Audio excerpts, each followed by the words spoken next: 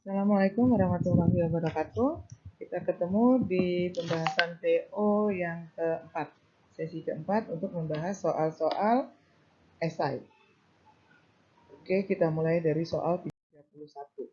Suatu spesies asam HNO3 sebesar 0,03 molar bervolume 100 mili campur dengan 100 ml NaOH 0,01 molar. Tentukan pH dari garam yang terbentuk. Ini berarti sudah stokiometri ya. Di sini ada stokiometri dari reaksi asam tambah basa. Kalau kita bikin persamaan reaksinya dulu, kita buat persamaan reaksinya HNO3. HNO3 bereaksi dengan NaOH akan menghasilkan NaNO3 ditambah H2O. Oke, ada mula-mula bereaksi sisa. Di sini ada molaritas dengan volume mililiter, jadi kita carinya ke milimol saja biar lebih sederhana. 0,03 dikali 100 itu berarti milimol untuk si HNO3 adalah 3 dan NaOH-nya 100 kali 0,1 berarti 1. Kita bandingkan mol per koefisiennya, 3 bagi 1, 3, 1 bagi 1, 1. Mol per koefisien yang lebih kecil ini sebagai reaksi pembatas. Oke, berarti yang reaksi pembatas itu adalah reaksi yang habis. Nah, HNO3 sisa. Sisanya berapa? Kita cari dulu yang bereaksi. 1 banding 1 dengan perbandingan koefisien ya. 1 banding 1 dikali 1 mol yang bereaksi dari NaOH, berarti 1 mol. Berarti HNO3 yang bereaksi adalah 1 mol dan sisanya 2 milimol ya. Kita pakai satuannya milimol. Oke, ini asam kuat bereaksi dengan basa kuat. Kalau kuat dengan kuat itu tidak akan menghasilkan larutan buffer ataupun hidrolisis garam. Berarti kita pakai rumus yang mana? Kita kembali ke reaksi asam basa yang biasa. Kita pakai asam kuat yang sisanya. Yang sisa asam kuat berarti rumusnya pakai H+ sama dengan dasar ya. Rumus asam basa dasar A kali M. M-nya yang sisa. A-nya berapa valensi asamnya? 1. Molaritas sisanya kita cari dari sini. Molaritas sisa itu sama dengan 2 milimol dibagi dengan volume total. Volume total 100 mili ditambah 100 mili. Berarti volume totalnya 200 mililiter. Berarti molaritasnya jadi 10 pangkat minus 2. Kali 10 pangkat minus 2. Berarti pH-nya sama dengan min logaritma H+. Sama dengan min logaritma 10 pangkat minus 2. pH-nya kita hasilkan 2. Oke, insya Allah paham nomor 31. Kita lanjutkan ke soal nomor 32. Sama, masih materi stokiometri. Ya, stokiometri asam basa. Kita buat dulu stokiometrinya. Kita reaksikan CH3COOH bereaksi dengan NaOH akan menghasilkan CH3COONa ditambah dengan H2O. Oke, kita buat stokiometrinya. Kita cari siapa pereaksi yang sisa atau pereaksi yang habisnya. Untuk asam asetat 25 mili dikali 0,2, berarti di sini 5 milimol. NaOH-nya 2,5 dikali 0,1, berarti 0,25. Kita bagikan lagi mol per koefisien, 0,25 bagi 1 itu 0,25. 5 dibagi 1 ini 5. Berarti yang lebih kecil yang habis. 0,25 sisa, 0,25 yang bereaksi berarti sisanya 0. Nah, asam asetat yang bereaksi berarti perbandingan koefisien. Kita dapatkan 0,25. Asam asetat yang sisa berarti 4,75 milimol. Di sini ada yang sisa. Kalau yang sisanya asam lemah, oke, asam lemah sisa, ini berarti dia akan menjadi buffer asam. Oke, buffer asam. Buffer asam berarti rumusnya gimana? Pakai H+. H+-nya sama dengan Ka dikali mol atau milimol ya. Milimol asam lemah yang sisa dibagi dengan valensi basa dikali dengan konjugasinya atau garamnya. Molnya ya. Mol konjugasi. Nah, di sini siapa konjugasi atau garamnya? CH3COO-Na. Berarti kita cari molnya. Dengan perbandingan koefisien 1:1 dikali 0,25. Ini 0,25. Kita nggak usah rubah menjadi molaritas karena kita pakainya milimol sesuai rumus.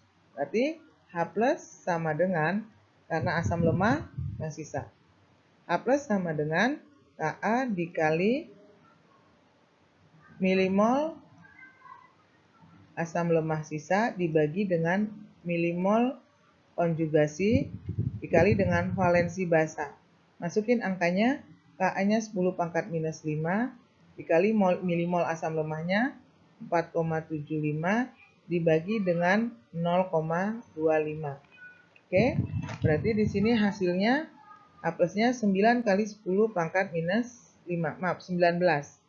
Berarti pH sama dengan min logaritma H plus sama dengan min logaritma 19 kali 10 pangkat minus 5. Kita dapatkan pH-nya 5 dikurang logaritma 19.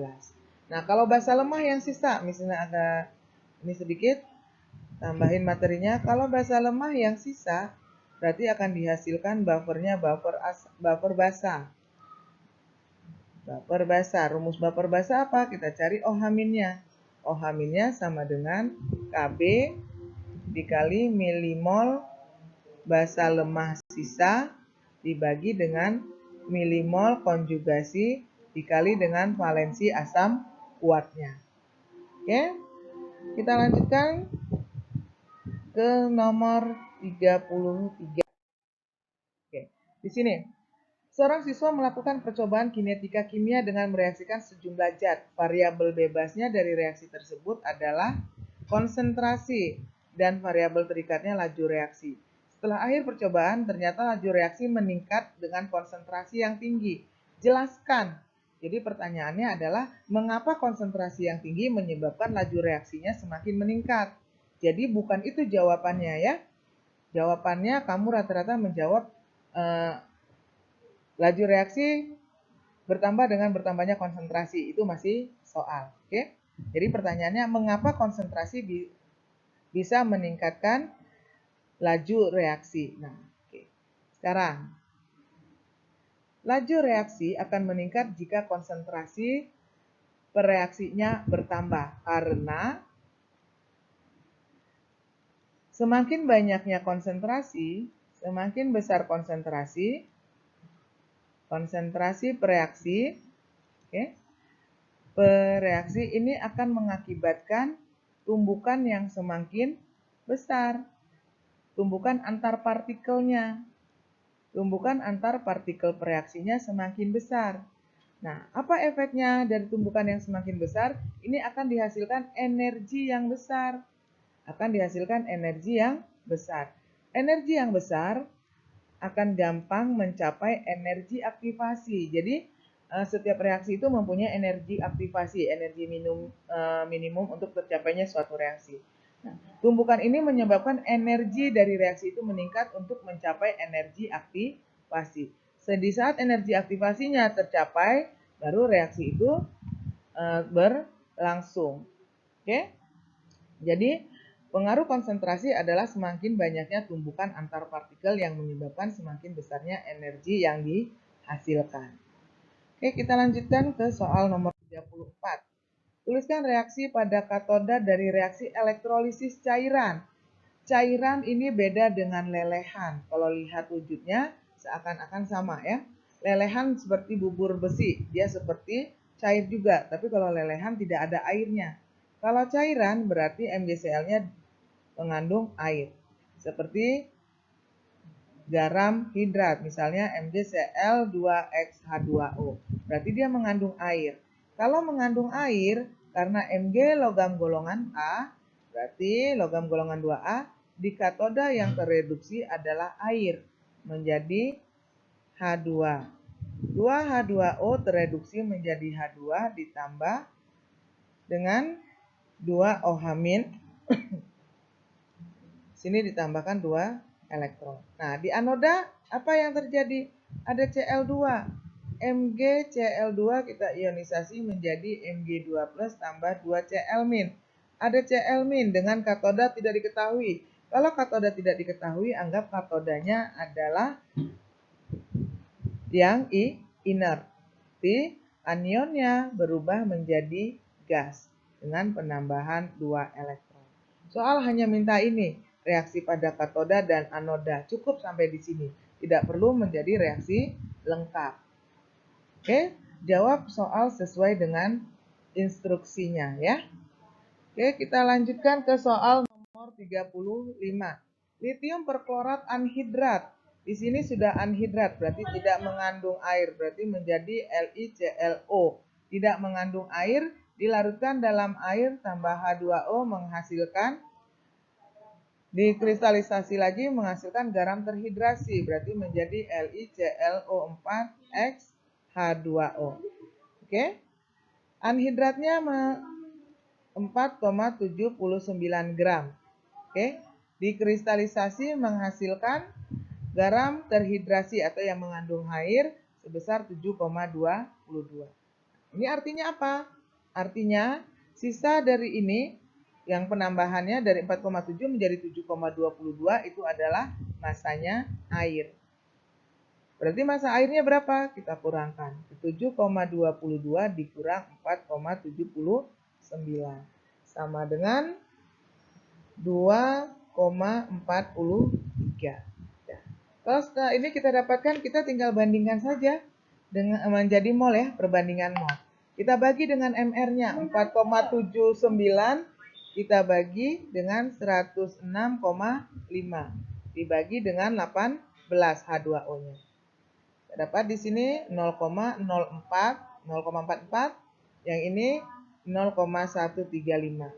Perbandingannya menjadi 1:3. Berarti X-nya adalah 3. Rumus kimianya menjadi LiClO4 3H2O.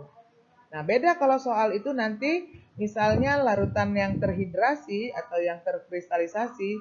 Contoh ya, misalnya ambil Na2SO4 XH2O. Ini tambahan ya. Itu dipanaskan, ada kata-kata dipanaskan. Kalau dipanaskan artinya airnya akan menguap, mendapatkan padatan garam Na2SO4 yang solid dengan H2O yang menguap. Oke, ini ada X. Misalnya di sini ada 12,60, di sini 8,0. Berarti air yang menguap sebesar 12,60 dikurang 8,0. Dapatnya 4,60. Ya sudah, kita pakai perbandingan lagi. Perbandingan dari molnya. Bandingkan dengan MR dan MR-nya. Perbandingannya adalah nilai dari X-nya. Oke, insya Allah kamu paham dan bisa mengerjakan soal USB nanti dengan baik, dengan benar, teliti. Good luck everybody. Terima kasih. Assalamualaikum warahmatullahi wabarakatuh.